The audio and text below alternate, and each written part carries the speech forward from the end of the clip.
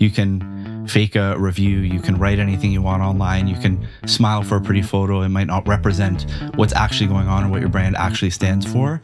It's a lot harder to fake that in a video format. There's been a huge rise in focus on video by tons of different platforms, which has us thinking, is it really important for marketers to start focusing on video in their marketing efforts? Today, for our episode, we are talking about video marketing trends for 2024, and I am joined by our lead media producer, Michael. I think in terms of like where we're coming from here, there's platforms like Meta where they used to be a photo prioritized platform. Everything was about posting the perfect grid. And now there's a lot more effort put towards that short form video content. I think it's very much coming from, competing with TikTok and our attention spans and, whatever's triggering off in people's brains that has them addicted to their phones around movement and sound and everything. But it has us thinking about what we should be doing as marketers in terms of a focus. So, Michael, from your perspective, are you seeing a lot more demand and need for media? Absolutely. I think it's just going to continue to become more prevalent as time goes on. And we see that in the trends. The big companies are now trying to have more of a online presence, not just on web and not just about having that perfect Instagram page showcasing their products and services, but adding personality and trying to inject how they want people to see and interact with their brand into their social media. And the best way to do that, and the way they have been doing that, is through video. I think it was last year, a couple of years ago, we kind of saw the rise of all these TikTok accounts that represented brands, where it was like oddly self-aware and a little bit self-deprecating sometimes, where it would be somebody posting, I'm the social media manager for X brand. Oh, that's right. Interact with this so I don't get fired. And obviously just playful and very planned. But it's evidence that the trend is definitely shifting in favor of adding more personality to your content production. And the best way to do that is video, because you can fake a review, you can write anything you want online, you can smile for a pretty photo. It might not represent what's actually going on or what your brand actually stands for. It's a lot harder to fake that in a video format. So I think we're going to continue to see that demand increase. The content formats and the types of content, even just within video itself, I think we're going to see change slightly and adapt over time. But video as a content format, it's just going to increase. Yeah. I think what you're touching on there with the self-awareness, the authenticity of it, it's almost like for the way that we've operated in social media for so long, it had gotten to a point where things were so curated, pictures were so perfect, face app, like things where you tune your faces, use filters, it made everything kind of flattened in a sense that has people craving the authenticity of video, right? Because I think if we separate maybe now short form from long form video, long form is what we're doing right now, where we're just going to simply, talk. There's a higher production value. If anyone can, kind of take in that this set is very much, filled with lights. I see tons of cameras, microphones, everything. This is higher production value, where short form sometimes is simply about just picking up your phone and creating something. I think there's two ways of thinking in terms of short form and long form content. I think a lot of people have it in their heads that attention spans are shrinking and you have to go shorter and shorter and make sure that your content is it has to be engaging within the first half a second, which for certain platforms is potentially true. And we see that in research that's been done.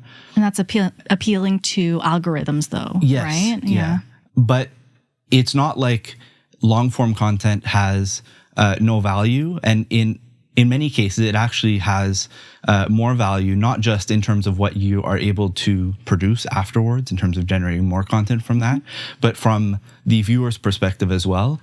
In a recent study, it was found that longer form content over 60 minutes has a higher average retention rate than short form content by percentage.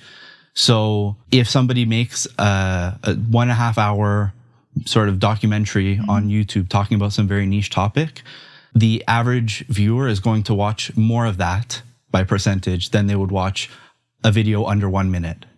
Right. So like I getting think to the end of that, right? Yeah, I think those two types of content can both coexist, and I think brands can take advantage of each of them in different ways.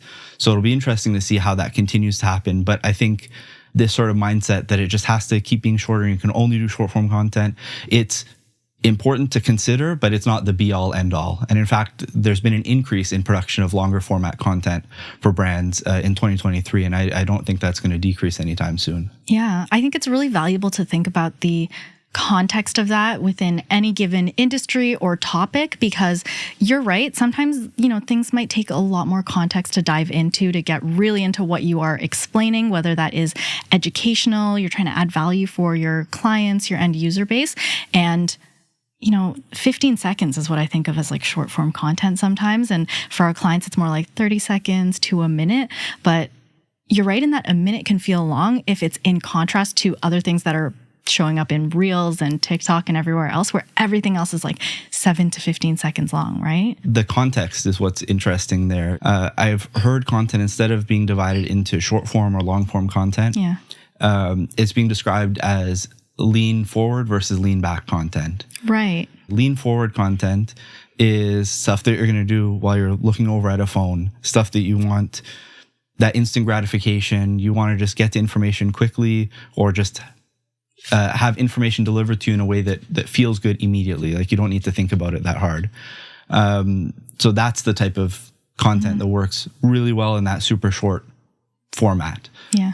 Things like TikToks, Reels. Yep. The lean back content is the type of thing that you're going to sit down for a long time and invest more of your energy into absorbing.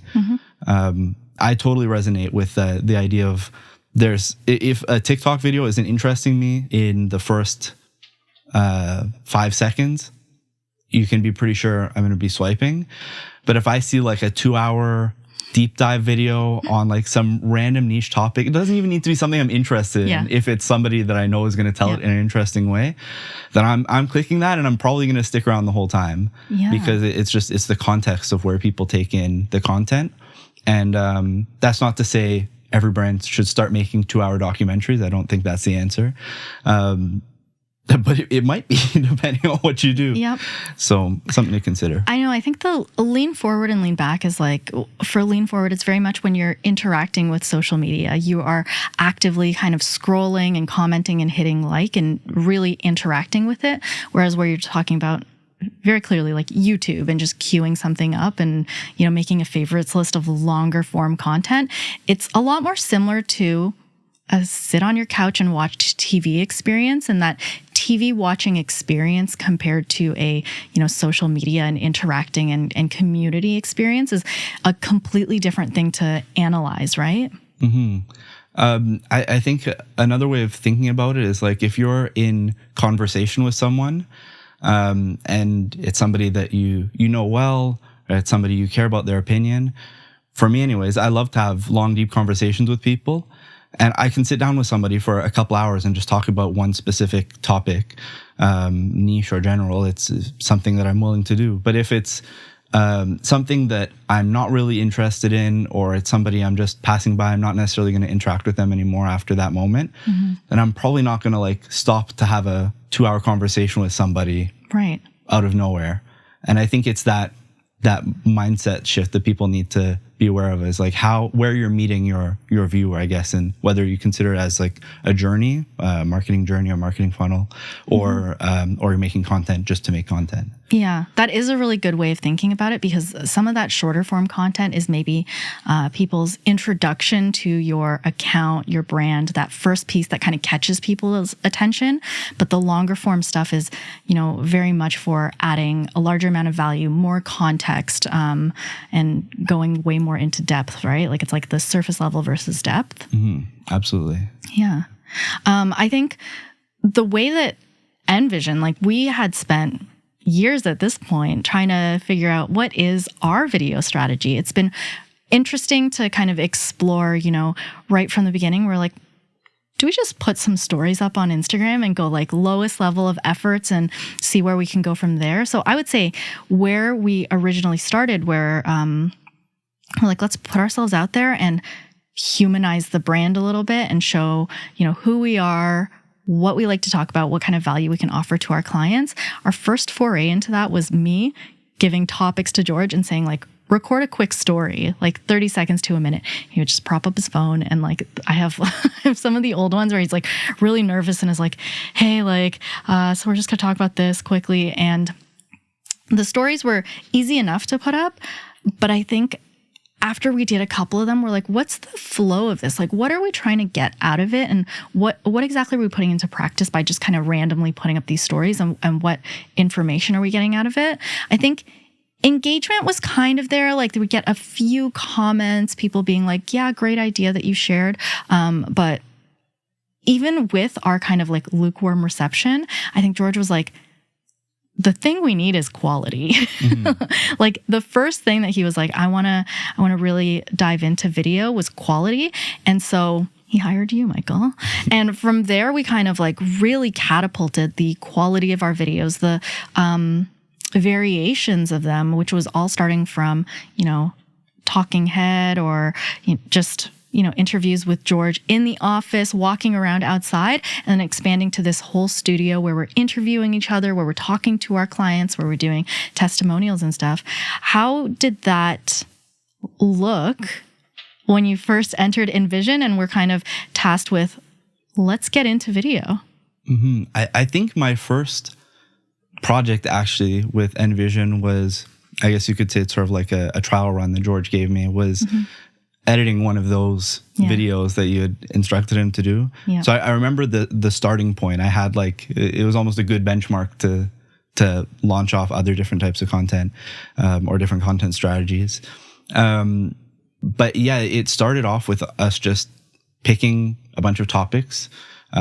Me or other members of the team would help to brainstorm ideas, talking points. George would bring topics that he would like to address. I would put together a sort of production plan addressing some of those key points, maybe do some research to help George prepare to be on camera. And then it would be as simple as following George around the office, picking a spot outside to record. And over time, the quality has improved. And George has gotten so much more confident in front of the camera. And we started to introduce more people onto the camera, introduced formats like Brews and Buzzwords. And I think that's something that I want a lot of businesses to take away from this. You don't need to start at like a certain point. Like, you just need to start, period. Mm-hmm. And you don't get to a point where you feel confident on camera, ready to go, until you try it for a long time. I think it was Dave Grohl who said something along the lines of, I'm going to misquote him here, the best way to become like an awesome band is to really suck in a garage, but be very loud and confident about it for a long time. And eventually you'll start being good. Yeah. So definitely misquoting him there, but it's something along those lines. And I think the same is true for when you're creating content. Hello, Pippin.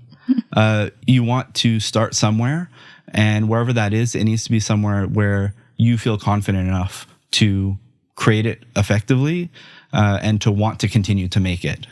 So I think the key really is just getting started, start somewhere, and then you can fine-tune your content over time.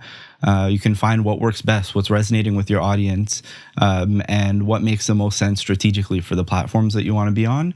And then you can just take it from there and make it better and better the longer you do it. Yeah. I think something really important to know about content, especially posting in social media, online, blogging, etc., is you can try and have the perfect plan. You can try and set up a campaign and have all of the pieces in place. You can plan ahead for an entire year if you wanted to. But ultimately, once you start posting and you see how people react to it, you really, really have to consider the analytics and the insights that you're getting from platforms to understand performance, right? Like, we're not going to pre-record tons and tons of videos and then see that like the way that we've done it just isn't resonating with our audience because it's not being dynamic. And in the way that platforms are changing, like the industry is changing, the dynamic aspect of it means that like episode to episode, there's going to be improvements every time in order to get that perfect tagline, the caption, the way we break down the content so that we're improving each time that we go, right? And I think that can only be done by posting, which you're very right about, acting imperfectly rather than, making sure you've got the perfect plan in place. Yeah, you're never going to be ready. Like that, it's this sort of false vision people have in their heads. So I'm going to plan my content for the next year and I'm going to rehearse everything perfectly. I'm going to have everything perfectly scripted. Yeah. And from video number 1, it's going to look as good as video 100. And that's just not realistic. And the reality is you're never going to post anything. And if you do, it's very likely that halfway through that content plan, you're going to be going, oh, I wish I was changing some things. Now I feel like I'm trapped in this, this sort of thing. So you got to be open to change. This studio, for example, every video I feel like I go, oh, I'm really happy with how this looks. And then before we shoot the next one, I go, oh, but if I just move this light a little more over here. So even the way you capture the content, the production of it, that can change over time as well as the content itself. And I think it's healthy to do that change. But you were bringing up analytics before, and you won't see how people are engaging with your content if you don't post any content, right? Yeah. You won't know what's resonating with people. So you have to take that first step, or you're going to continue to not move. You're going to stagnate, right? Yeah. It's infinite chances for improvement, right? Like, and those infinite chances are made in that, like, there's so much volume of content out there in the world constantly. I think there was a statistic, like the Domo yearly, like how much content is there in the world sort of thing. And I think the last time I'd looked at it was like 2019 or something. So essentially the statistic was like, we are exponentially creating like the amount of content online to the point where 90% of the content that is out there has been created in the last 2 years. So it's so much of like that frequency and that wheel of creation that's happening that I can't even imagine with the rise of new platforms, like new short form content. Every piece of content being exponentially created means that it should almost feel like a relief that not everyone sees every piece of content, that like you almost get that forgiveness of, if only a few people see this, let's see, like we'll improve from there. And whatever it is that goes viral one day is like, it takes a lot of shots to maybe resonate out there, right? Mm-hmm. And that also means that you don't need to invest a crazy amount right away in having the best cameras and the best lights and everything. You can truly, I know it sounds cliche at this point, but you can capture amazing content with any smartphone these days. It doesn't even need to be the newest iPhone or anything. Like really any phone camera will do. I think the one consideration you have to make is how you want to present your brand or how you want your brand to be perceived. Because although your content doesn't need to be perfect, the way that you present yourself, it does have an impact on how people perceive your brand. Like you put the version of yourself online that you want people to see and think about when they think of you. So that's one thing to consider. But for the vast majority of businesses, if you're just looking into getting started with content creation, producing your own videos, you don't need to wait to invest in a big setup. It can make sense in some cases, but you don't have to. In our situation, one of the reasons we started investing in camera equipment was because it gave George more confidence. He felt like there's bigger production value. He wanted to prepare more. He felt more confident on camera. And so that might help some people in some cases, but you can really get started with anything. So let's actually jump into statistics. I think it's super interesting that in terms of video viewers, person on average will watch 17 hours of online video per week, which is a ton. Like 17 hours is like, that's more than your like 1 hour of watching TV per week. It's a lot of time invested. It says people watch videos for 84 minutes every day worldwide. And that videos are twice as likely to be shared than any other type of content. So people are 52% more likely to share video content than other types of content like social posts, product pages, and blog posts. So I think what it's also signaling is that a lot of companies are jumping on board with that. 52% of companies are creating videos to educate their audiences now. And 96% of marketers say that video is an important part of their marketing strategy. So there are a lot of trends that we're seeing where there's just like an increased pickup in video creation. Obviously, with yourself being, you know, our lead media producer, are you seeing that it's like something that's kind of a hurdle for a lot of clients to get into? Yeah, I think a lot of people are intimidated to get into video, and it's understandable why. It's definitely more of an investment of time and energy than sharing photos or especially anything involving text posts. I think a lot of people still see it, especially older generations still see it as like, it's like another version of TV. It's like not everybody would be comfortable like doing an interview, a televised interview. Yeah. And by putting yourself on the internet, it's like, it feels like a big thing for a lot of people, and it doesn't need to be a big thing, for lack of better words. I think if you treat it as you're just building up people's knowledge of your personality, your persona, your brand that you want to put forward, and not like this is my statement about who I am, period, and this is what I stand for, all in one video, it takes away the intimidation a bit. Like we talked about having casual conversations with people. Your first time meeting somebody, there's for sure a first impression that happens, but you don't need to feel like the version of yourself that you present to that person is all they will ever know of you, or that they will never continue to develop their understanding of you as a person and what you believe in and what you stand for. So I think definitely it's intimidating for a lot of brands and individuals to get into. But again, you kind of just gotta do it. You got to get over that. I think like in your mind. Where you're going with that is like, if for a lot of our clients, if they feel like they do one about video, one explainer video about their product, there's such high stakes because that's that one piece of video. Like it's their 100% of everything that's in their digital footprint.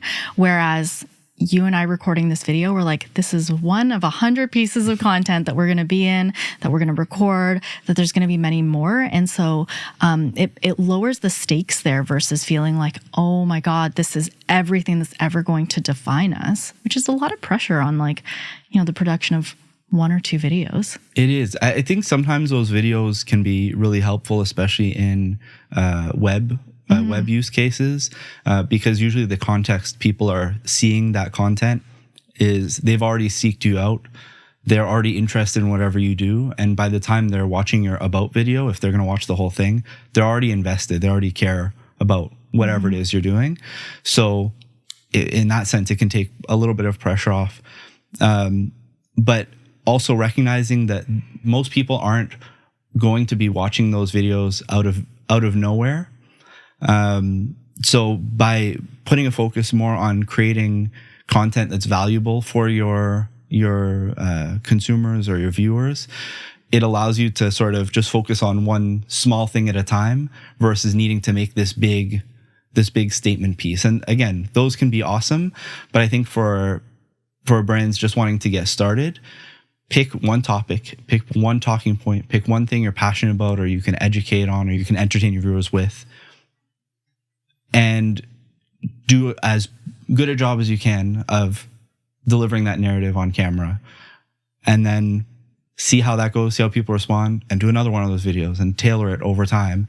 And you're going to notice that if you're paying attention to how people are engaging, you're paying attention to the analytics, and you're trying to make incremental improvements, that the quality of your content is just going to increase more and more and more. And if you do need to make one of those big, intense statement piece videos, then think of it in a completely different context. It's like that's not all of your videos have to be that big statement. So you can, when you're diving into it, it doesn't need to be super intense right away. Yeah.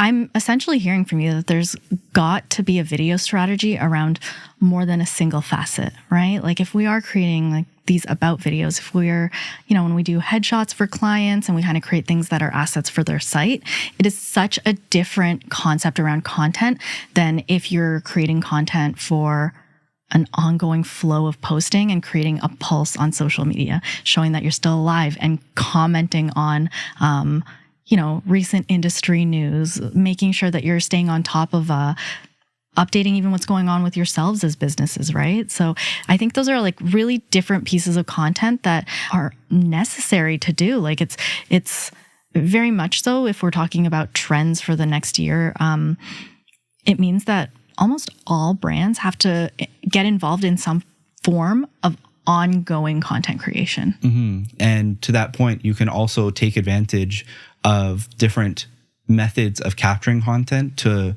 limit the amount of effort you need to put in to get a lot out of it. So if you've been creating content for a long time and you're starting to see the patterns of what people are engaging with, and for example, you want to make more short form content, but you don't have the time to shoot 10 individual videos in a week or whatever the case is, maybe that's your opportunity to do sort of a sit down conversational video like this, do some long form content.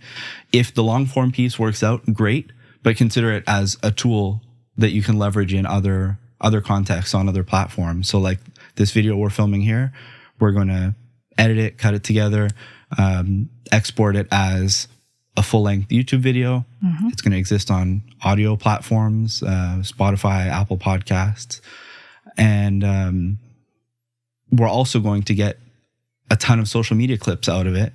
And I think if you're creating content with that strategy in mind of where you want it to exist and who you want to listen to it or watch it, you can take, again, more pressure off yourself by just thinking about it with that strategic lens. It was so interesting talking to you about all these different forms of content because I always learn new different frameworks that I might not have thought about. Michael, do you have any takeaways for our clients, marketers out there on video marketing in 2024? Yeah, for sure. I think a few things that you need to consider is one, consider your audience and how they're taking in your content. The audience, first of all, that you want to attract and the people that are engaging with your content, what's working for them and fine tune that. You want to make sure that you're working with the tools you have and optimizing your production strategy based on what works best for you and the type of content you want to create. And really, the key point in all of this is just getting started at some point, because you won't be able to work on those strategies, those shooting techniques, the style of content until you have some sort of a starting point, a frame of reference, a benchmark. So just get started and see what's working and keep going. That's always the lesson, right? In marketing, just do it and then just measure after that. That's a good slogan. We should use that. We should use that. Do you think anyone has that yet? I don't think so. What's our usual conclusion? Bye. You can end it on that. I like that. Okay, sure. Yeah. All right. Done. YOLO. Thanks for watching this video. If you got something out of it, please like, subscribe, or share it with your friends.